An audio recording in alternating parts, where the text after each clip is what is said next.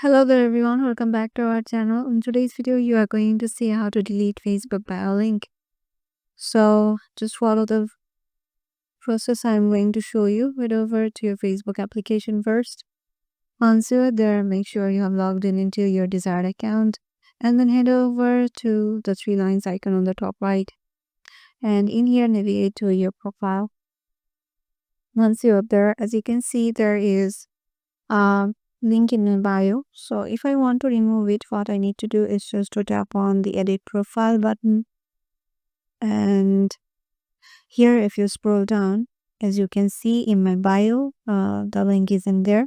So just tap on edit and just confirm edit bio, or you can directly remove it from here by tapping on remove.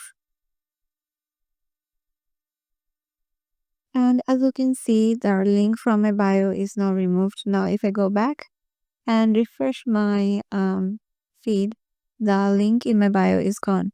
So yeah, this is how you can just delete your Facebook bio link. Hope this video helped you out. If you got any questions regarding this, make sure to comment down below and we will see you in the next one.